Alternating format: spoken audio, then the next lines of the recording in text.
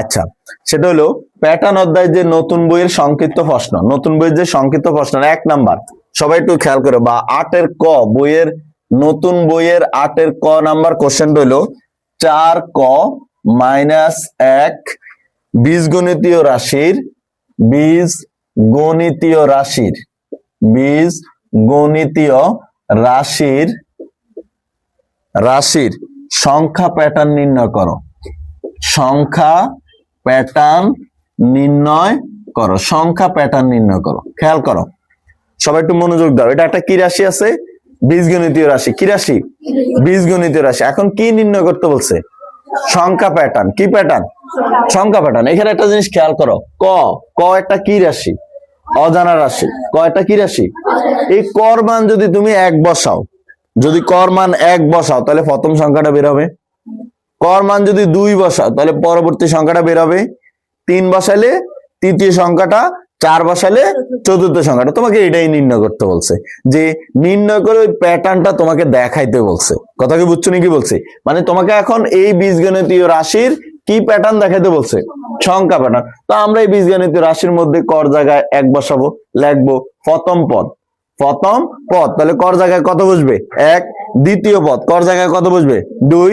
তৃতীয় পদ কর জায়গায় কত বসবে? 3। তাহলে অ্যান্সার বেড়ে যাবে। তাহলে আগে প্রথম আমরা লিখবো যে বীজগণিতীয় রাশির সংখ্যা দেওয়া আছে দিয়ে আমরা লিখবো যে বীজগণিতীয় রাশির সংখ্যা প্যাটার্ন, বা বীজগণিতীয় রাশি দেওয়া আছে, বীজগণিতীয় রাশি এটা, পরে প্রথম পদ, দ্বিতীয় পদ, তৃতীয় পদ, এভাবে বসায় দেখবো। যেমন আমরা লিখি, তাহলে বীজগণিতীয় রাশিটা কি আছে? বীজগণিতীয় রাশি, বীজগণিতীয় রাশিটা কি আছে? 4 ক মাইনাস কত? 1। তাহলে এখানে ক মানে একটা অজানা রাশি, কর জায়গায় তুমি যে কোনো সংখ্যা বসাইতে পারবা।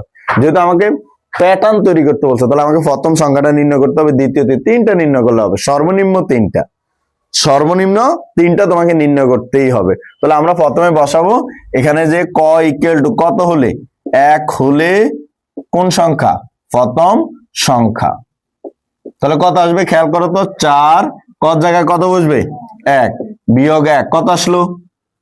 4 একে 4 বিয়োগ 1 কত আসবে? 3। এরপরে আবার আসো, ক ইকুয়াল টু কত হলে? 2 হলে কোন সংখ্যাটা বেরোবে? দ্বিতীয় সংখ্যাটা বেরোবে। তো দ্বিতীয় সংখ্যাটা আমরা যখন বসাবো, 4 গুণ কত? 2 বিয়োগ 1, তাহলে কত আসবে? 8 বিয়োগ 1 কত আসবে? 7। এরপরে ক ইকুয়াল টু কত হলে? 3 হলে কোন সংখ্যাটা? তৃতীয় সংখ্যা, সেখানে আমরা বসাবো আবার 4 গুণ 3 বিয়োগ 1 কত আসবে? 12 বিয়োগ 1 কত? 11। আর বসানোর দরকার নাই। কেউ যদি বলো না টিচার আমি আরো 2-1টা বের করব, আচ্ছা 3টা দিতে বলছে তোমাদের, 3টার পরে আবার ফাঁকা রেখে আবার 3টা, এরকম নিয়ম আর কি, অরিজিনাল নিয়মটা। আচ্ছা যাক, সমস্যা নাই। এবার আমরা আসি, তাহলে প্যাটার্নটা আমাদের সংখ্যা প্যাটার্ন কি হলো আমরা একটু খেয়াল করি। সংখ্যা প্যাটার্ন, প্রথম সংখ্যাটা কত পাইছি? 3। পরেরটা কত? পরেরটা কত? লিখে, ঠিক আছে। এই হলো আমার প্রথম ক নাম্বারের কোশ্চেনটা, যে সংখ্যা প্যাটার্ন নির্ণয় করো। এখন আমি যদি একজনকে জিজ্ঞেস করি, শান্তা যে 50তম সংখ্যাটা কত? 50তম সংখ্যাটা কত হবে? 50 বছর। তাই অ্যান্সার কত আসে সেটা বলো। 4 50 কত? 200 বিয়োগ কত? কত হইলো? 100 কত? 99। যদি বলে 100তম পদ নির্ণয় করো, তাহলে কর জায়গায় কত বসবে? 100। যাই বলুক, শুধু কর জায়গায় ওই মানটা বসাই দিলে অ্যান্সারটা চলে আসবে। কিন্তু আমাকে তো এখন ওইটা জানতে চাই না, আমাকে জাস্ট জানতে চাইছে যে সংখ্যা প্যাটার্নটা নির্ণয় করো।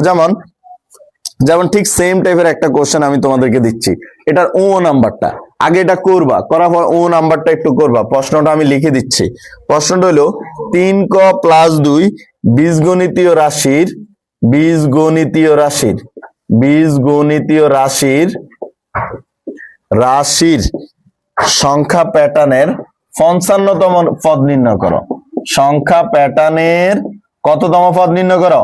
55তম পদ নির্ণয় করো। তাহলে পিউ, পিউ কই আসেনি? পিউ বলো। তাহলে এখন কি করবা? এই কর জায়গায় কত বসবে?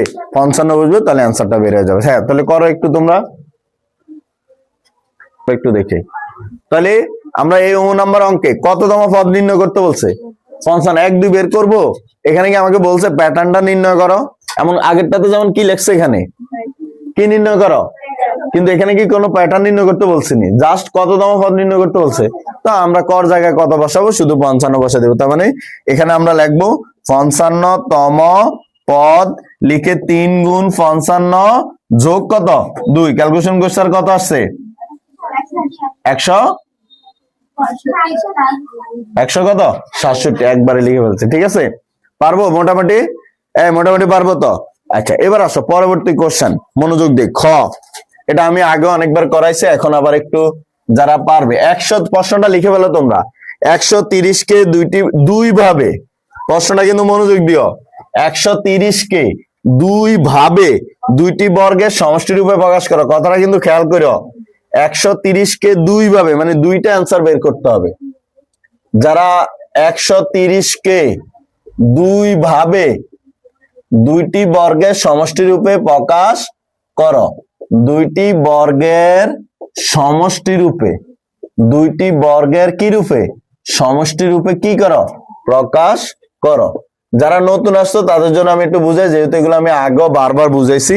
যারা নতুন পিউ আর কয়েকজন মনোযোগ দিবা, ফাইরোজ নেওয়ার মনোযোগ দিবা, নাওয়ার না নোয়ার, নাওয়ার। ফাইরোজ তাকাও, 1 স্কোয়ার কত ফাইরোজ 1, 2 স্কোয়ার কত 4, 3 স্কোয়ার 9, 4 স্কোয়ার কত 16, 5 স্কোয়ার 25, 6 স্কোয়ার 36, 7 স্কোয়ার 49। পিও মনোযোগ আসেনি। 8 স্কোয়ার কত 64, 9 স্কোয়ার 81, 10 স্কোয়ার 100, 11 স্কোয়ার কত 121, আর 12 স্কোয়ার লাগবে না, আমি করলাম। যেহেতু আমাদের মানটা 100 কত 30, তাহলে এটাতে জীবনও যাবে না। এবার তোমাকে খুঁজতে হবে কোন দুইটা সংখ্যাকে নিলে 130 হয়, এই পাশ থেকে একটু দেখতে হবে। এরকম দুইটা বের করতে হবে, দুইটা লাগবে। কয়টা? দুইটা। দেখো তো এটা কত 121, 100 কত 121 এর সাথে কত যোগ কত হয়, তাহলে আমরা একটা অ্যান্সার লিখতে পারি। এটা দেখো 130 কে লিখতে পারি 11 স্কোয়ার যোগ 3 স্কোয়ার হয় কিনা দেখো তো। 11 স্কোয়ারে কত 121, 3 স্কোয়ারে কত, তাহলে হয়ে গেল 130, হয়েছে না? কিন্তু এটা একটা অ্যান্সার চাই নাই, কয়টা অ্যান্সার চাইছে? দুইটা। আরেকটা এরকম লাগবে। প্রশ্ন কিন্তু কয়টি বর্গের সমষ্টি? দুইটি। এই একটা বর্গ দিলাম, এই একটা বর্গ, দুইটি বর্গের কি রূপে সমষ্টি রূপে। আরেকটা খোঁজো তো, কোন দুইটা যোগ করলে 130 হয়? হ্যাঁ হ্যাঁ, আচ্ছা একজন বলতেছে 9 স্কোয়ার এটা আর এটা, দেখো তো হয় কিনা। 81 আর কত যোগ করলে 49 যোগ করলে নাকি হয়, দেখো তো ক্যালকুলেটর হয় কিনা। 81 আর 49 আসেনি ক্যালকুলেটর, দেখছো নি হয় কিনা? তাহলে আমরা লিখবো এখন 9 স্কোয়ার যোগ কি স্কোয়ার 7 স্কোয়ার। তাহলে আরেকটা অ্যান্সার 9 স্কোয়ার যোগ কি স্কোয়ার 7 স্কোয়ার। এই হলো আমাদের হিসাবটা শেষ। কয়টা বর্গের সমষ্টি রূপে?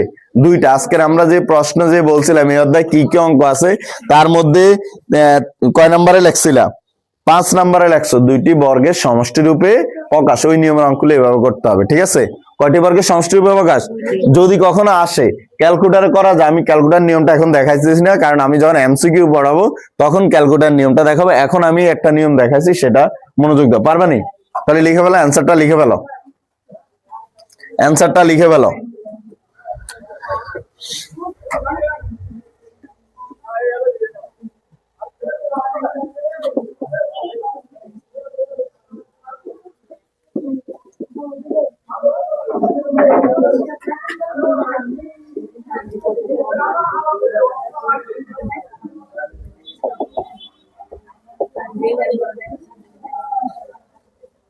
প্রশ্নটা একটু লিখে ফেলো, প্রশ্ন লিখে ফেলো, নতুন বই যেহেতু।